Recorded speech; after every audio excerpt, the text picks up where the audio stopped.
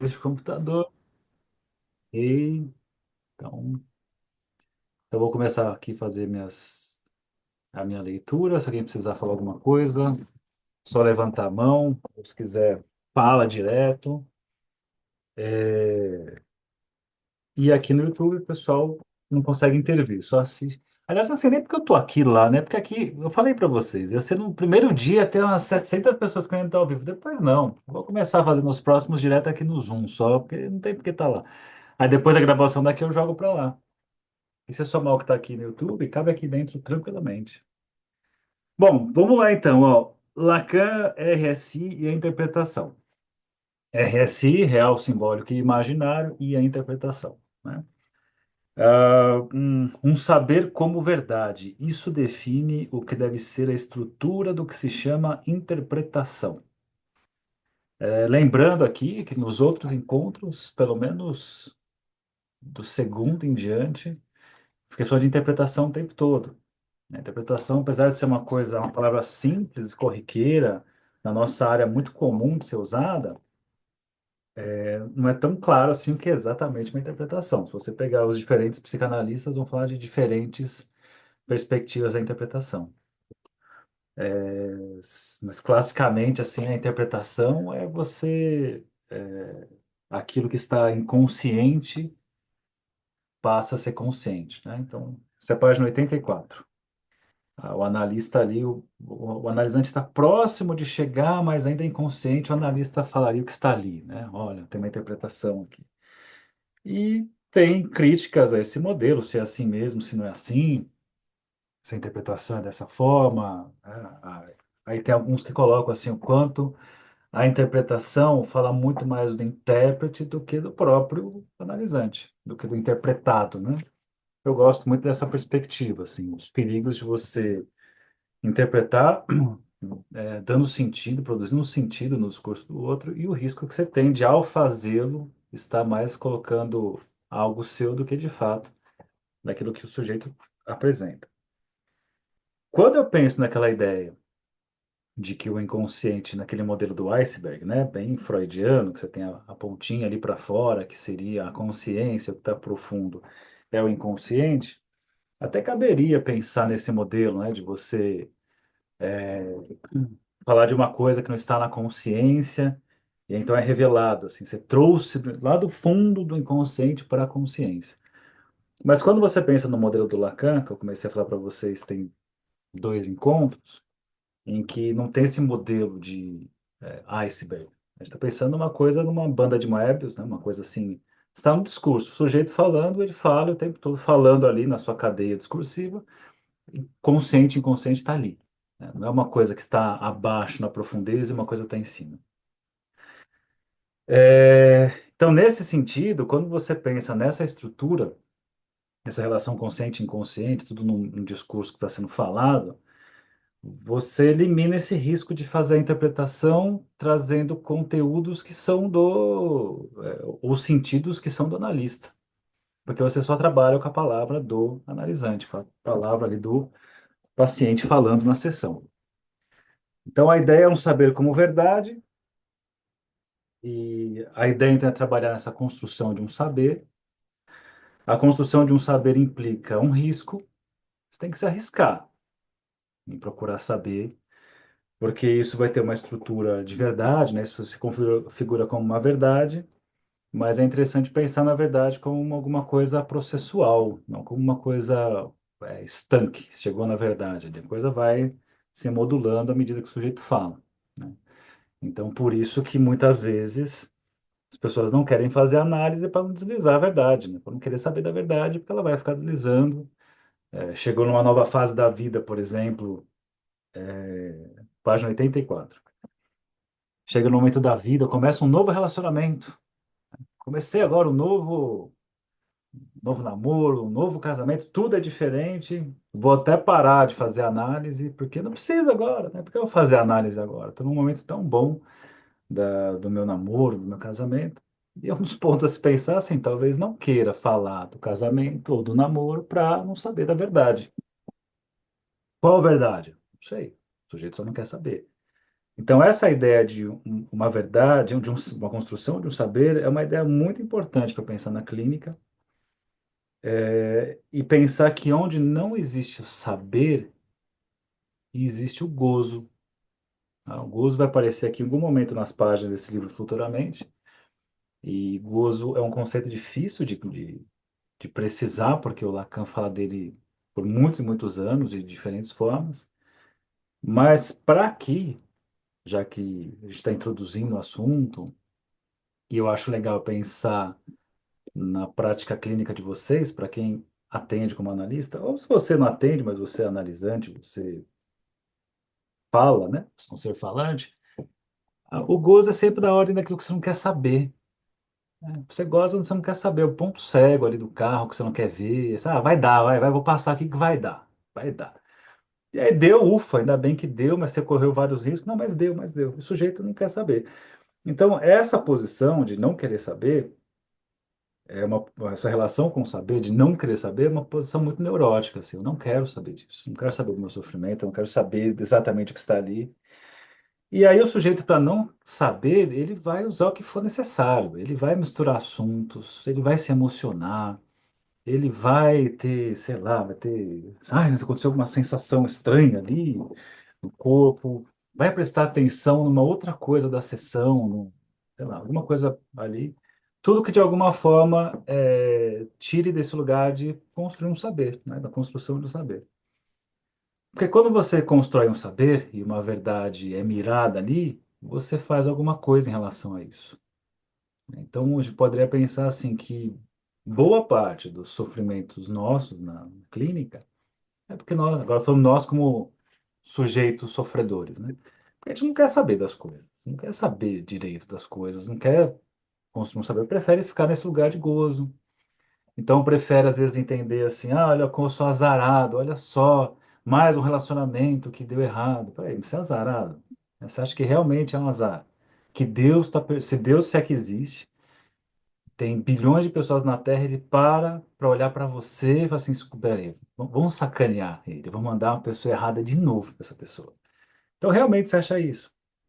Então, olha o trabalho que dá. Se a gente for pensar na proporcional, olha o trabalho que dá inventar uma mitologia dessas do que olhar e ver assim, cara, o que que você faz? O que você está fazendo? O que você está procurando, né? Que desejo que tem aí?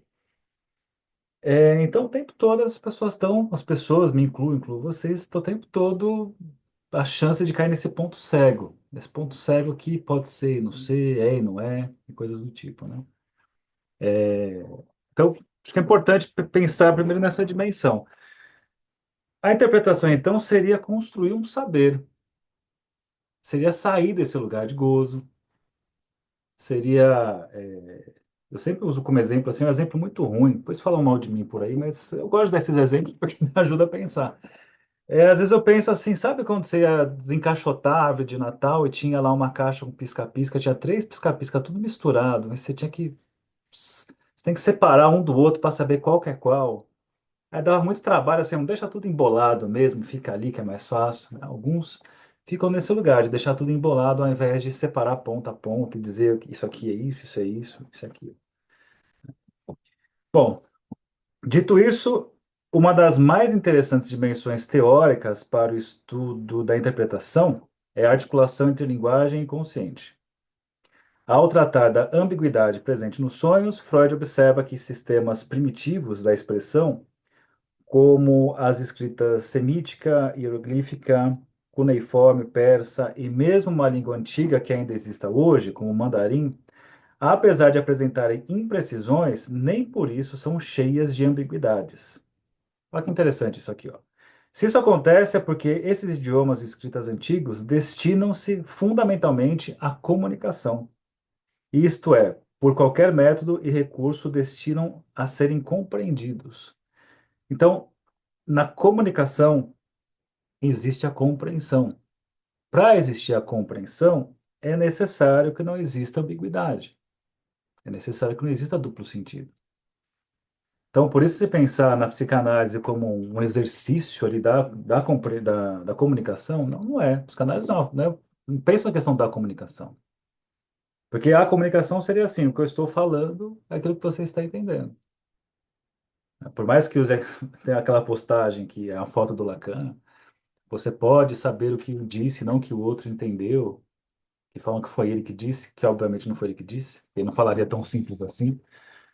Mas a ideia passa por aí, né? Você fala uma coisa, mas o outro, você fala ali dentro de uma certa articulação significante, e o outro recebe e interpreta dentro do que é a sua cadeia significante.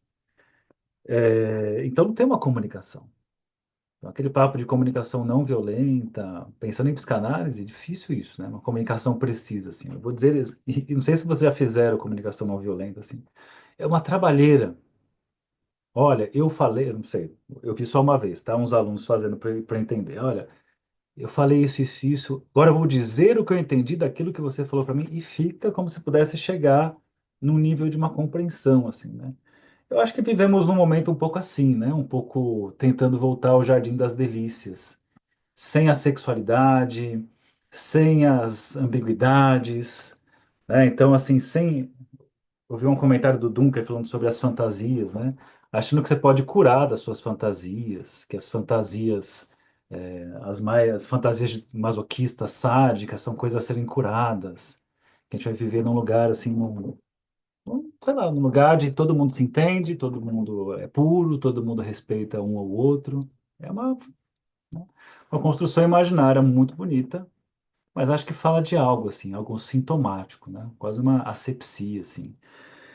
Enfim, por a palavra, pensando na psicanálise, por ela se interessar pela ambiguidade, que ela não vai pela via da comunicação, não entendo ela por esse caminho, né? Então veja só, mas essa característica está ausente nos sonhos. Por isso que ele começa pelos sonhos, a via régia do inconsciente, porque o sonho é o lugar assim, ó. Um sonho não pretende dizer nada a ninguém e destina-se a permanecer incompreendido. Olha que delícia, né? Não quer dizer nada a ninguém, quer ficar incompreendido, só está ali de alguma forma trabalhando na economia psíquica. Só que aí o Freud vai querer saber o que os sonhos significam, assim como outros intérpretes de sonho quiseram descobrir ao longo aí da história. E o Freud nos assegura que, por essa razão, não devemos nos surpreender ou ficar perplexos ao verificarmos que permanecem sem soluções numerosas ambiguidades e obscuridades dos sonhos. Lembrando aqui, o sonho, pegando emprestado aqui primeiro, ele não diz nada a ninguém e quer permanecer incompreendido. O Freud foi lá querer saber o que significa esse sonho, vai lá na interpretação dos sonhos. A interpretação dos sonhos, ela frustra quem acha, quem chega achando que vai mostrar como é que se interpreta um sonho. Assim, olha, aqui esse sonho significa tal coisa. Né? Eu acho que é muito parecido com a experiência de quem procura uma terapia e encontra uma psicanálise, que vai achando que vai encontrar uma explicação sobre si e aí descobre que vai ter que trabalhar na descoberta de si ali, né? Então, pô, eu vim até aqui para eu ter que descobrir? Pois é você que vai falando descobrir. E o Freud fala, ele se aventura na interpretação, mas ainda que tenha interpretação, ele vai colocar que existe um ponto que não dá mais para interpretar, que é o umbigo do sonho, tem um limite isso. Então, além de tudo isso, das numerosas ambiguidades e obscuridades, aquilo que nós interpretamos ainda assim é pouco, porque uma porção de coisas continuam sem ser interpretadas. É, E aí ele diz assim embaixo, né? Considerando os sonhos como fenômenos próprios, produto e comunicação de quem sonha, mas comunicações que não entendemos, Freud levanta a seguinte questão: o que fazem os senhores se lhes comunico algo ininteligível?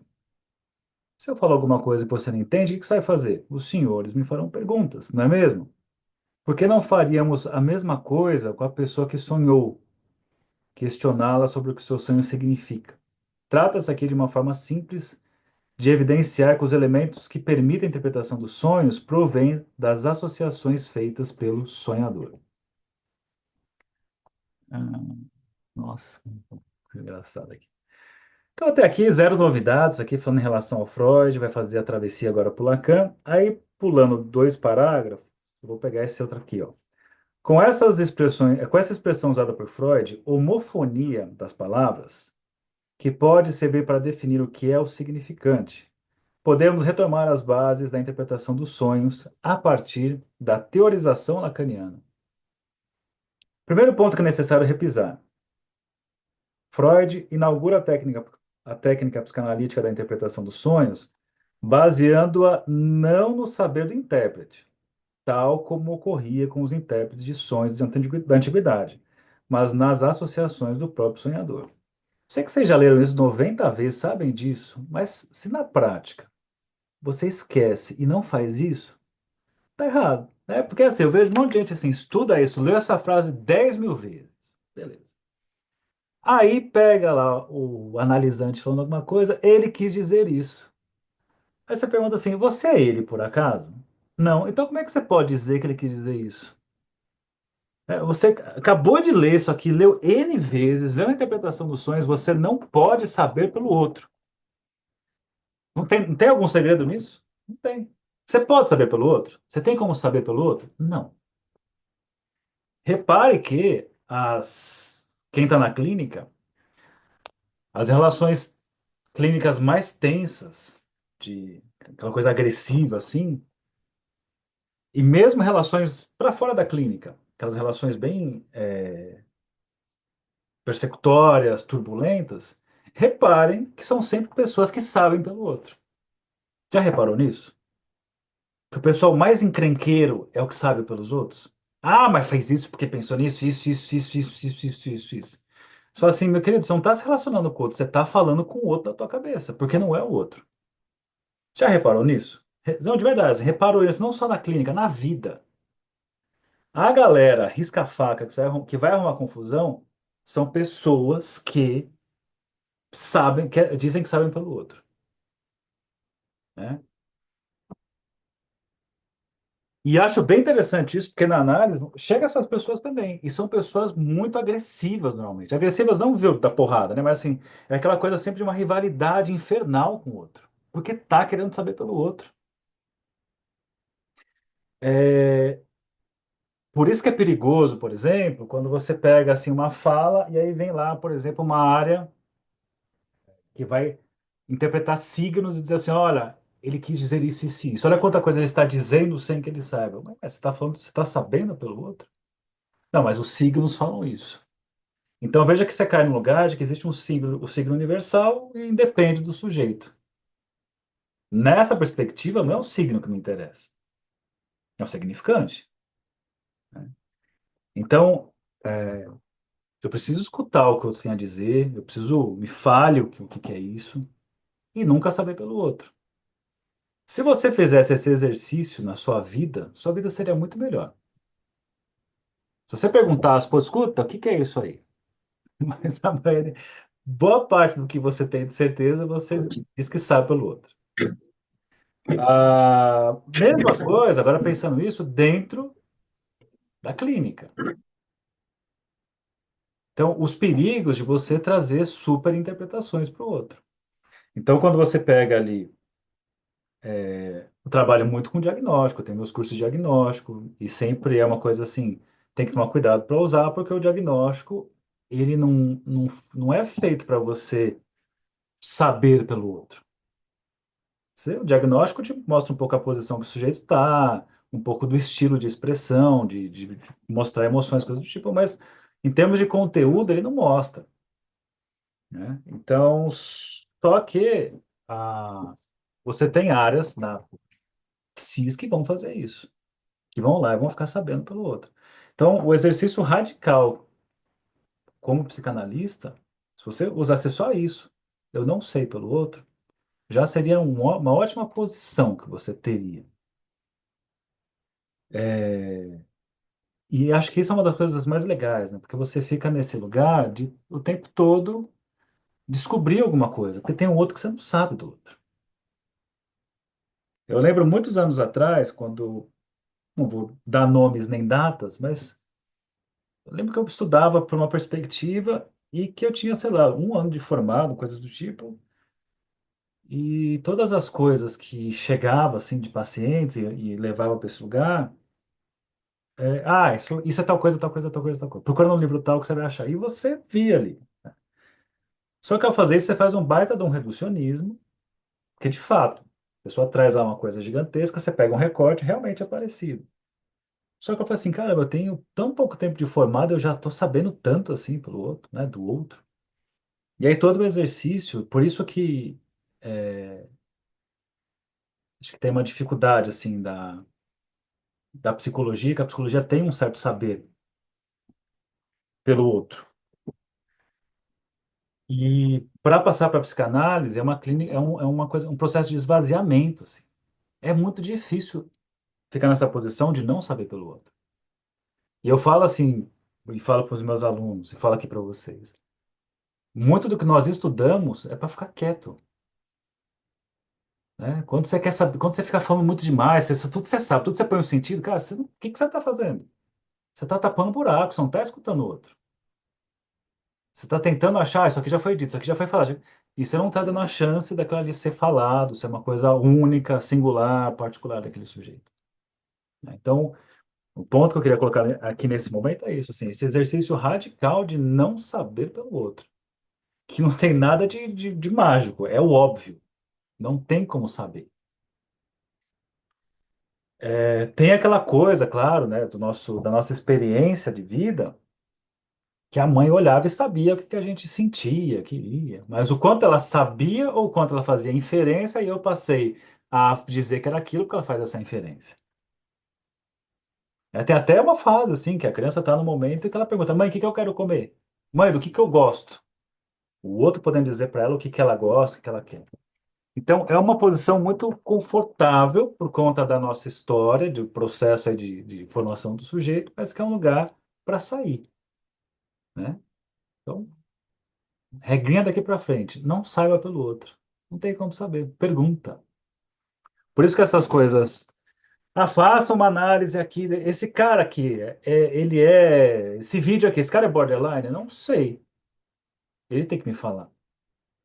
Porque se eu olho de fora e falo, olha, esse cara aqui é um perverso, é um neurótico obsessivo, é muito arriscado que eu estou pegando fenômeno, estou pegando ali os fenômenos e estou fazendo um diagnóstico via fenômeno e isso é muito pobre, assim.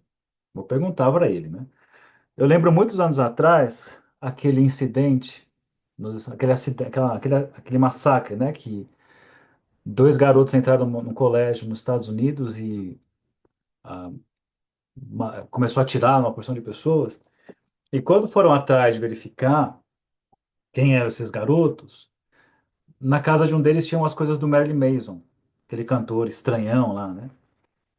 E aí foram atrás do Marilyn Manson, foram toda aquela postura já acusatória, e aí perguntaram para ele numa entrevista assim, o que que esses jovens eram fãs e não sei o quê, o que que você teria para falar para eles? Aí eu falei, nada, eu queria escutá-los. Eu queria escutar o que que eles têm para dizer. Então, essa sempre é a postura. Não sei se eu comentei aqui, isso foi no outro grupo, quando acontecia assim de dar supervisão na faculdade para o pessoal que atendia crianças e em determinado momento tinha às vezes um pedido da escola para ir na escola para conversar. E aí os alunos ficavam apreensivos assim, o que que eu vou falar na escola? Eu falei, você não vai falar, você vai escutar, vai descobrir o que eles têm para dizer. Vai perguntar o que que vocês têm a dizer. E falou alguma coisa do aluno, por exemplo, e por que que vocês acham que é isso? O que que vocês pensam sobre isso?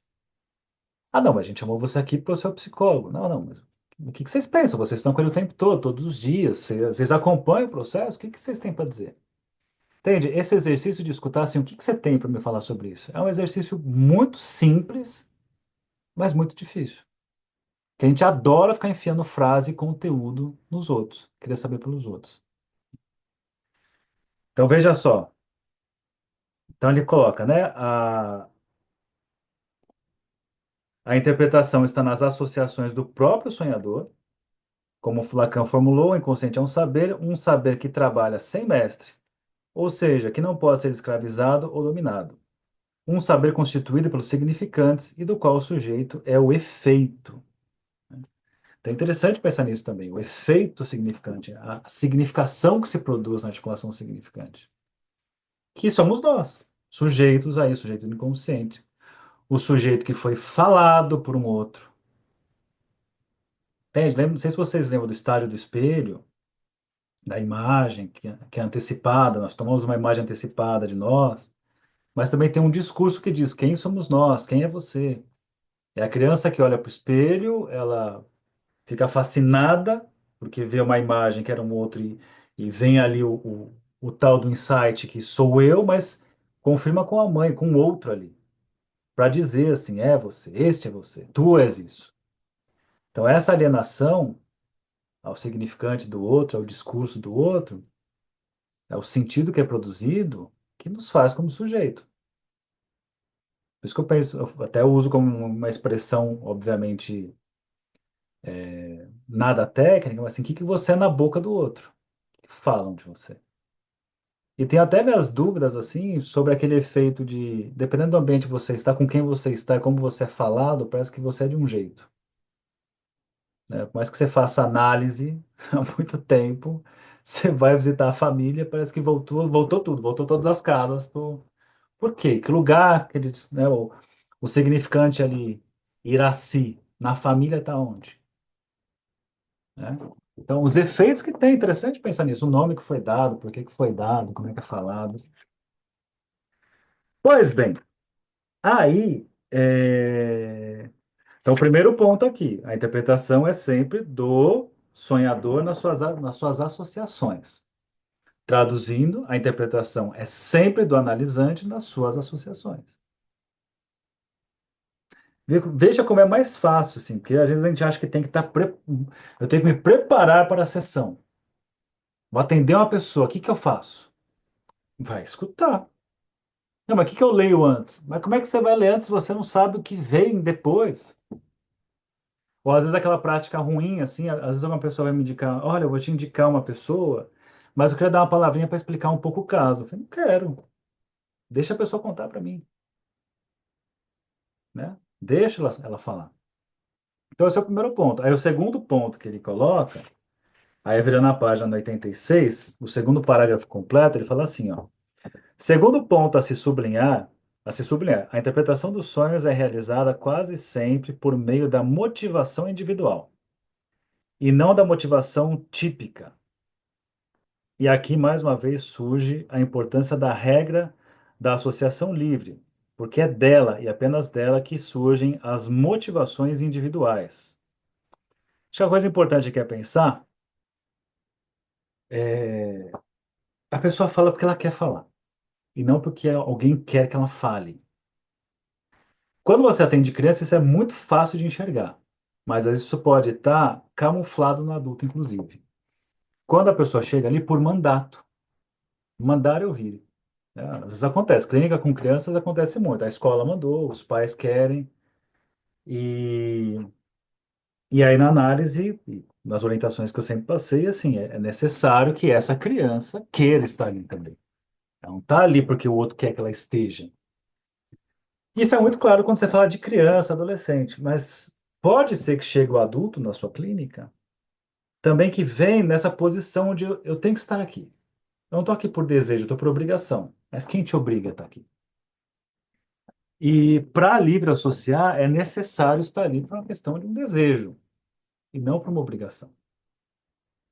Então, tem muitas coisas que acontecem nas entrevistas iniciais, por isso que elas são tão importantes, às vezes a pessoa chega nessa posição imperativa, assim. Né? Me diz como é que eu tenho, quem que sou eu, o que eu tenho que fazer, porque eu não quero estar aqui, eu estou aqui para resolver isso. Então, tem todo um trabalho para que a pessoa passe a se interessar naquilo que ela sofre e queira associar sobre aquilo. Tem gente que não tem essa paciência. E aí prefere achar um transtorno, porque o transtorno já está pronto. Né? É, e aí aparece aqueles vídeos lá da Ana Beatriz falando, a psicanálise hoje em dia, né, não funciona tanto para os transtornos, porque não tem muito a dizer. É que nem eu peguei e falei assim, hoje em dia a TCC não tem nada a dizer do complexo de Édipo. Está desatualizada. Só a psicanálise fala do complexo de Édipo. Claro, você está pegando aquilo que é da sua área e dizendo, ó, minha área fala. Transtorno não é da nossa área. Transtorno é da psiquiatria. Eu posso pegar o transtorno e botar o sujeito para associar sobre o transtorno. Mas não tomar o transtorno como, ó, é isso aqui. Tá pronto. E também mandaram hoje para mim, achei muito legal um vídeo da, como é que chama ela? Filósofa, que fala na CBN. Ah, esqueci. Que é um vídeo dela falando dos TDAHs, assim, que ela fala do perigo de você ficar nesse lugar de identificação. Daqui a pouco eu lembro dela, o nome dela aqui. Bom, veja só, esse ponto é muito relevante porque toda a distinção teórica estabelecida por Lacan entre signo e significante é explicitada nessa dimensão teórico-clínica da análise dos sonhos. Seu significante é o que representa um sujeito para outro significante, né? Então, lembrando, um significante, ele nunca está sozinho. Ele está sempre, ele tem que estar sempre na relação com mais um para produzir alguma significação, né? Então, qual que é a quantidade mínima de significantes? Dois. Porque quando tem mais um significante, dois pelo menos, que você pode situá-lo. Sozinho, ele não significa nada. Não é isso? Enquanto o signo sozinho significa alguma coisa. Isso tem a ver com o que eu falei lá no comecinho, do signo linguístico, significante significado indissociável, que é diferente da ideia de significante significado na psicanálise, que eu tenho uma relação de independência deles. Que à medida que os significantes se articulam, o significado vai se alterando, a significação se modifica. Então tem uma unidade fechada. Essa é a ideia simples. E veja como essa ideia simples chega no mesmo ponto. Não dá para saber pelo outro.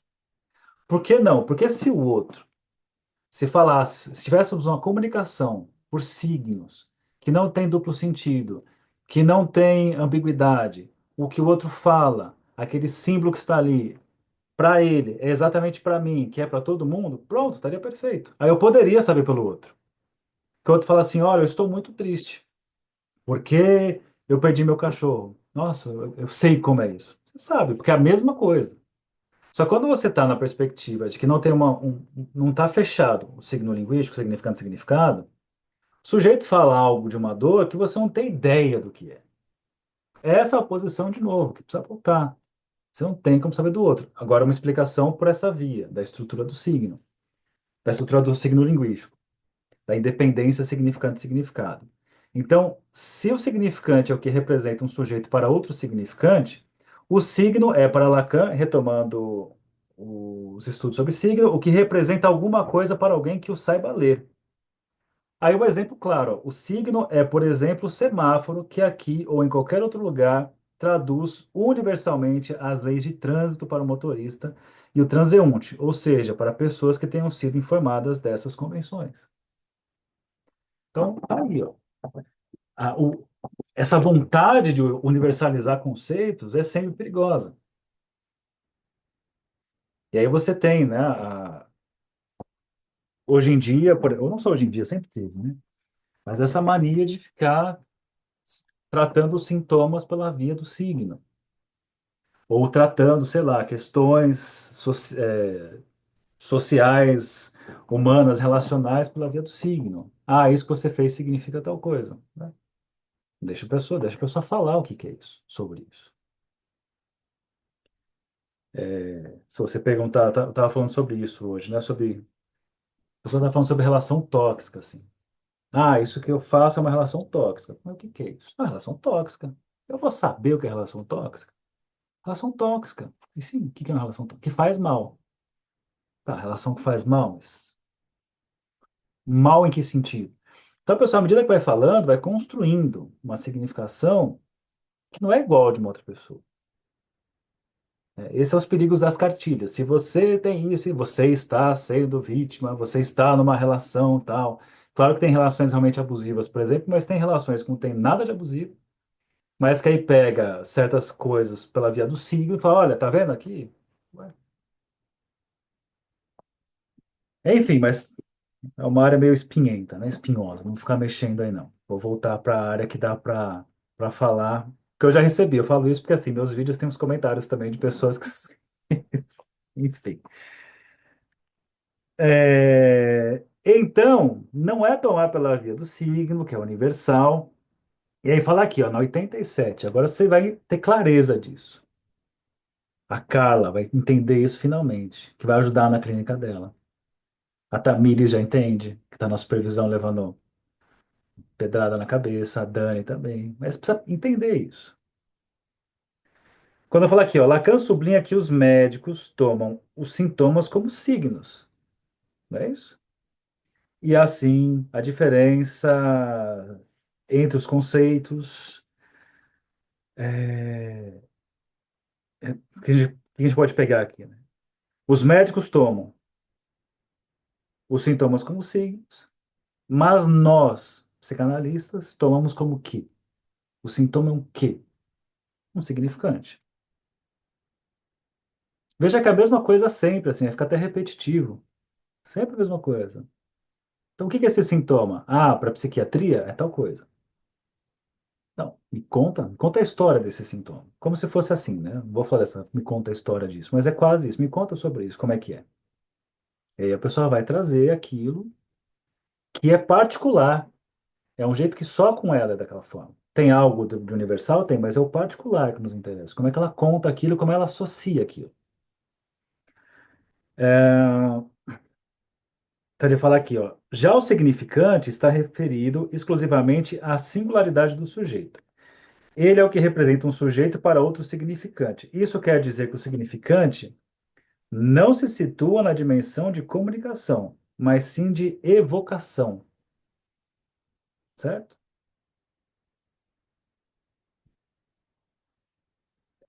Se fosse comunicação, não teria duplo sentido, não teria os equívocos, etc. Ele se refere ao sujeito do inconsciente e, como tal, não comunica nada a ninguém, mas evoca a dimensão do desejo presente na fala. Então, o sujeito, quando fala ali, alguma coisa aparece sem estar pedindo nada. Nem, nem foi direcionado para ninguém, nem está pedindo para ser descoberto. Mas a escuta tuberculosa do psicanalista, opa, tem algo aí. Não é isso? Veja como é semelhante ao que ele fala da interpretação dos sonhos. O sonho não é para ninguém e não quer ser descoberto, interpretado nem nada. Mas o psicanalista foi lá e fez isso. Então, se a gente for pensar aqui, o sujeito fala e nessa fala alguma coisa ali é evocado que o psicanalista consegue escutar e sublinhar e apontar ali. Daí Lacan conclui que é para o sujeito que sua fala é uma mensagem, porque ela se produz no lugar do outro. Uma mensagem, acrescenta-se, cifrada e por isso mesmo pede decifração, né? Então, quando eu escuto alguém falando alguma coisa, eu estou escutando o que tem de evocação, o que tem ali para além dessa comunicação. Uma pessoa que fala assim, por exemplo, a pessoa descobre que tem uma doença, e sempre que muitos, quando descobrem que tem uma doença, têm o medo de morrer, e aí, com medo de morrer, deixa de querer viver. Não quer sair de casa, não quer circular, se deprime, fica fechado, não quer desejar. E aí, aparentemente, essa pessoa não quer nada, né? O medo da morte é tão grande que a pessoa não deseja nada. E aí você vai cavar na escuta, você vai fazer esse exercício da escuta, você pensa, tá, essa pessoa não topa viver porque a morte está no horizonte. Então, para ela poder viver, o que que tem que desaparecer? A morte. Ela só topa viver se a morte não existir mais. Porra, ela tá querendo muita coisa, né? Para quem não queria nada, está querendo que a morte desapareça do horizonte. Então você está querendo muita coisa. Então o sujeito pode dizer para você assim: eu não quero nada, não espero nada da vida, quero ficar aqui esperando, deixando o tempo passar só. Aparentemente não querendo nada, mas assim, tem uma expectativa muito grande, um querer muito grande, que a morte saia do horizonte.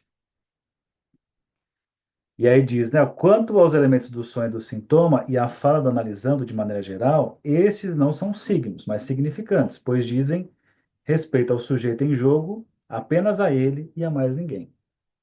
Somente suas associações ligadas a algum certo elemento discursivo podem outorgar a este sua significação inconsciente, o saber inconsciente. Assim, olha que bacana isso, só para grifar aí, ó. Assim, quando analisando fala, ele acredita comunicar-se através de signos, mas o analista ouve significantes em sua fala. Como assim? Quando você está na escuta quando você tá na escuta flutuante assim, ó, tem umas coisas que você escuta e na hora você fala, "Pô, tem um negócio com um sentido estranho que você falou. Não tem? Isso em qualquer lugar, assim. Na clínica é mais fácil, que você está fazendo isso o tempo todo, seu trabalho é esse.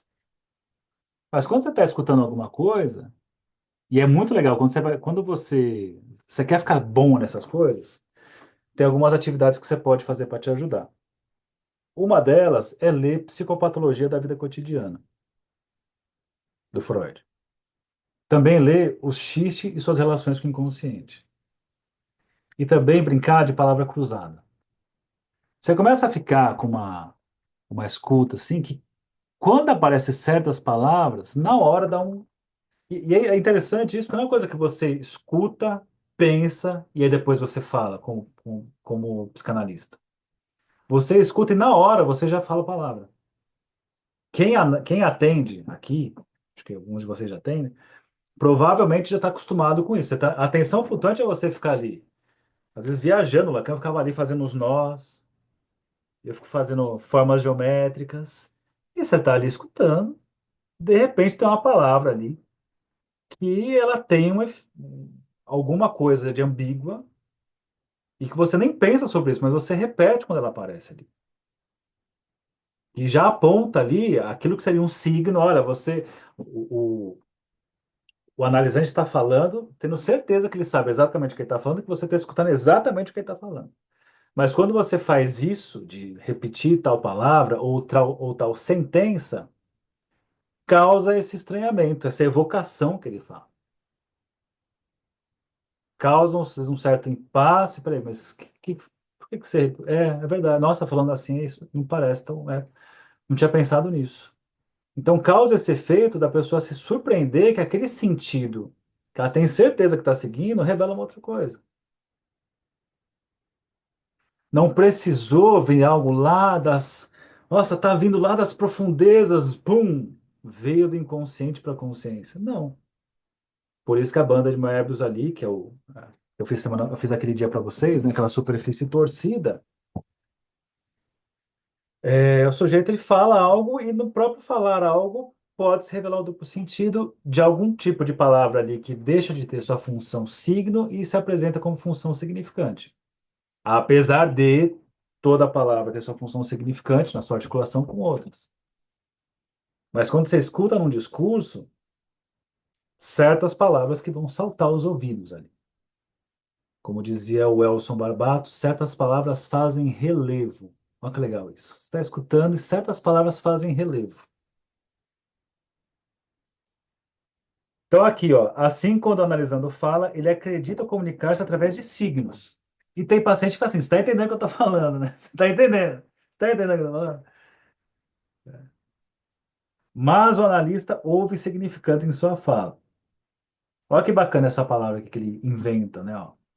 A análise significantiza. Significantiza os signos da fala. Você é um significantizador. Olha que legal isso. Por que que isso é tão bom? Porque sempre pode ser uma outra coisa. A pessoa chega lá e conta a tragédia de descobrir que eu tenho uma doença. E pela perspectiva médica, cara, aproveita aí que acabou, né? Seus dias estão contados. Ou você carrega ali uma sentença que você escutou do seu pai, ou da sua mãe, ou de alguém, que aquilo fica te martelando, te machucando, e aquilo, aquilo, aquilo, aquilo. E aí você vai para uma análise, e em algum momento, aquela sentença certeira pode significar uma outra coisa. Isso é um alívio gigantesco. É uma coisa impressionante. O efeito que isso causa. Pode não ser isso. Esse é um dos baratos do psicanalista. Por isso que ele, aquela função meio que do menos um do cartel. Acho que essa é a importância, por exemplo, de um psicanalista quando vai comentar algum tipo de assunto por aí, talvez não seja isso. Talvez seja outra coisa. Apesar de que a fama, né, do psicanalista na sociedade é o cara que vem para trazer as significações. O que isso está significando? Ah, significa isso, significa aquilo. Ele quer dizer isso. E volta a falar, né? Seria uma das coisas mais frustrantes. Você é convidado para um programa. Olha, você é psicanalista, a Sheila vai contar pra gente o que aconteceu aqui, o que a psicanálise explica daqui. Ela vai lá, o que as pessoas esperam, que ela vai dar interpretação. Ah, porque aqui, porque o Édipo, e não sei o que. Blá, blá, blá. Aí, se ela fosse agir da forma que a gente está pensando aqui, não sei. O que vocês pensam sobre isso? É aquela frustração. Mas como assim? Você veio até aqui para eu falar sobre isso? É, para você construir um saber sobre isso. Tá afim? Entende? Então, é um certo lugar que frustra, né? Isso é frustrante, pô. Outra forma de afirmar o que dissemos anteriormente, o analista sempre ouve outra coisa, o dizer o que está sendo dito, tá? A gente pode pensar o dizer assim é o que está meio que em andamento aconteceu, o que é evocado ali. E o dito é aquela coisa que está dita. O sujeito foi falado, ele pega aquele discurso do outro e só repete por aí os ditos e sofre com esses ditos, que ele pensa ali tem a ver com esses ditos, mas é no exercício de falar esses ditos, no exercício do dizer, que algo vai aparecer de diferente, tá?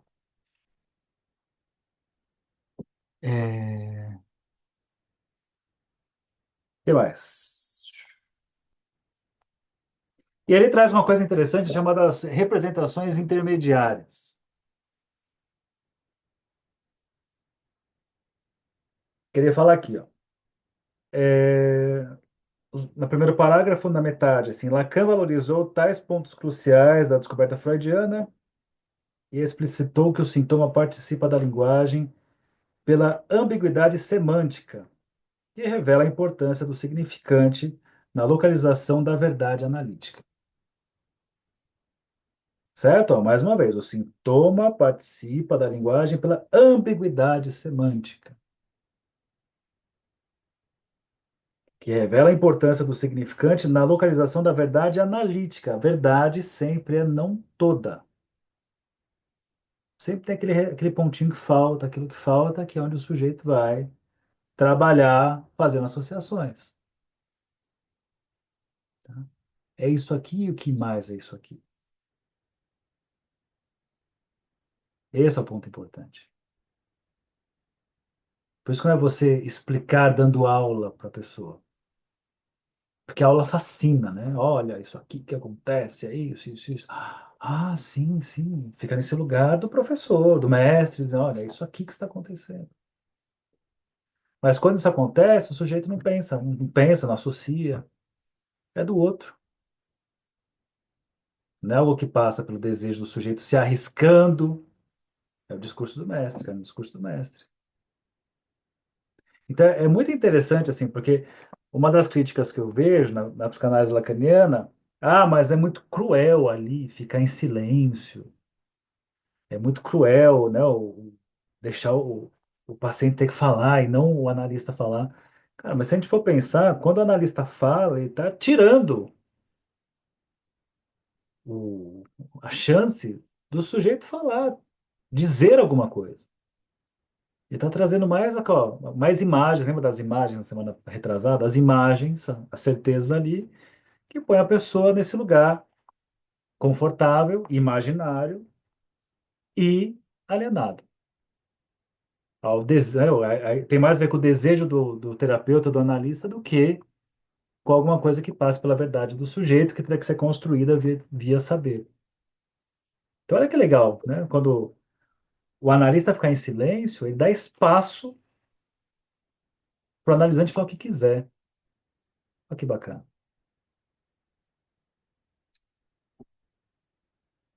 Pois bem, ele fala no outro parágrafo: na experiência clínica diária, não é tão frequente depararmos com elementos inconscientes emergindo de modo direto, como acontece nos lapsos de linguagem ou nos atos falhos, que constituem verdadeiras irrupções abruptas do inconsciente na fala do sujeito. Que assim, nós falamos das manifestações do inconsciente, geralmente ato falho, lapso, xiste, que é uma coisa que quando aparece é muito evidente, assim, tum, né? Então você está falando um negócio, ai, como é que é? É o contrário de culpa, é com a letra C.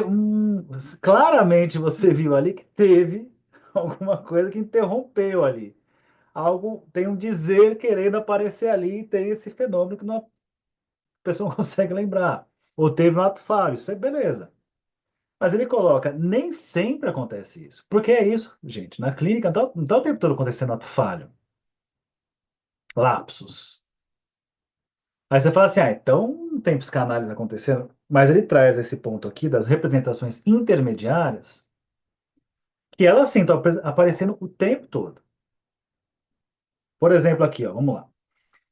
Comumente temos acesso a esses elementos inconscientes por meio das representações intermediárias, que revelam uma formação de compromisso, uma conciliação mais ou menos sutil entre as representações metaconscientes e aquelas inconscientes, ou seja, o próprio significante. As representações metaconscientes designam aquilo que o sujeito tem em mente, que ele almeja expressar em seu discurso quando fala, e as representações meta-inconscientes designam algo que, por outro lado, quer se expressar através do discurso do sujeito a revelia dele mesmo, algo a que ele não tem acesso conscientemente. Tipo assim, ó, uma expressão que a pessoa tem consciência de algo, e nessa sentença que ele fala, tem lá um segmento da sentença que tanto satisfaz a frase que ele quer dizer, quanto também está associado a uma outra frase que não pode ser dita, que não é dita, que é inconsciente. Entende? Uma frase que funciona para os dois lugares, uma sentença que funciona para os dois lugares. Dá para entender a ideia? Como funcionaria? Né? Ah, eu vou dar eu lembro de um exemplo aqui. Qual que foi aqui?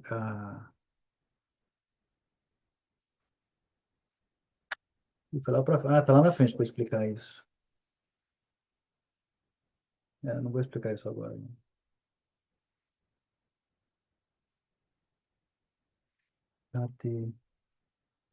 Eu vou pegar sei lá, uma frase qualquer que a pessoa diz assim,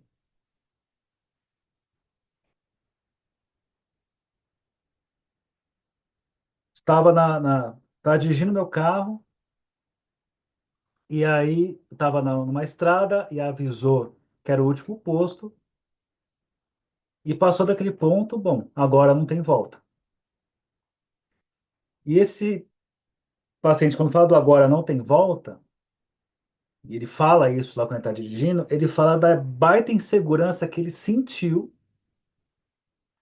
quando ele se viu falando essa frase no carro. Puta, agora não tem volta. E ele sente uma angústia sem entender muito bem por quê. Mas ele fala assim, bom, ainda que meu carro pare, em último caso eu chamo aqui, a, eu ligo para Porto Seguro, alguém que vai me buscar ali. Mas ele chega encafifado sobre esse agora não tem volta, e aí nas associações, ele traz ali uma situação de uma pessoa muito querida da família, que ia para o hospital, voltava, ia para o hospital, não voltava, até que uma hora foi e foi dito, agora não tem volta. E isso é uma coisa que foi uma experiência muito dolorida, isso fica recalcado, isso ele esquece, isso passa, porque é uma pessoa, não era mãe e pai, mas era muito próxima, mas é uma pessoa que tem uma relação complicada com a família, o lugar que fica. E ele não sabe porque o agora não tem volta causa isso. Que não tem nada a ver, tá falando disso, olha, nossa, estava ali no, dirigindo, aconteceu isso. Então, uma mesma sentença, ela pode tanto sair ramificação para um lado quanto para o outro. E isso acontece o tempo todo na clínica. Eu adoro, assim, isso eu falo para o pessoal que eu dou supervisão, para os alunos, é muito legal quando você começa a escutar, por exemplo, a qualificação que a pessoa está contando alguma coisa, quando ela usa a mesma expressão para falar de uma situação A,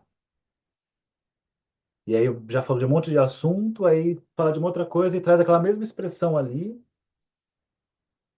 e aí numa outra situação uma pessoa traz a mesma expressão ali, fala, olha que interessante isso, como essas coisas estão aparecendo, essas sentenças reaparecem, elas se repetem. Então, tem alguma formação de compromisso entre isso aqui, né? Então, o meu trabalho, por exemplo, é ficar atento a isso. E geralmente até sublinho essa sentença, essa palavra. Esse significante fica se repetindo. Porque ele pode estar aqui acontecendo nessa posição de representação intermediária. Entende? Então, por mais que nas suas sessões você não vai escutar os lapsos que acontece, os atos falhos acontece, mas não é tanto assim. Mas quando você pensa em representações intermediárias, o tempo todo está acontecendo, né?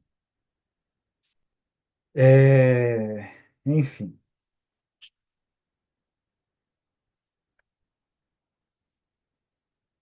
nosso tempo aqui encerrou por hoje.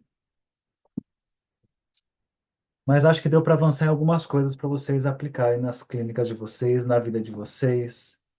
Parar de querer saber pelo outro. Não tem como, pergunta. É tão mais fácil.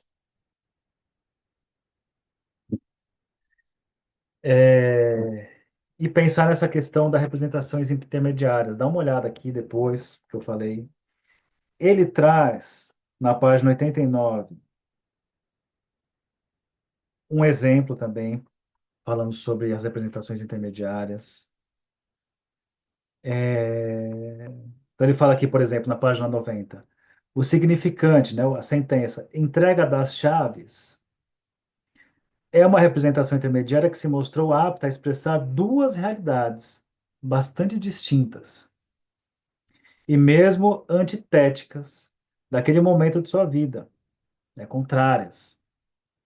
Uma grande alegria e uma profunda tristeza, uma realização profissional e uma perda amorosa. Então, isso é muito legal na nossa prática de escuta. Escutar onde estão as representações intermediárias. Essa, duas lições de casa para vocês. Primeiro, não saber pelo outro. E segundo, começar a escutar na clínica as representações intermediárias. Tudo bem?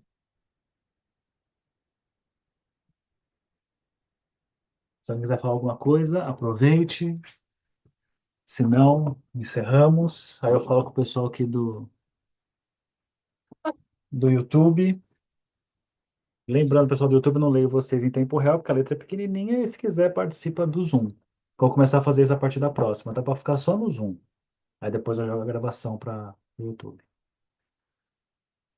É isso? Não, então acho que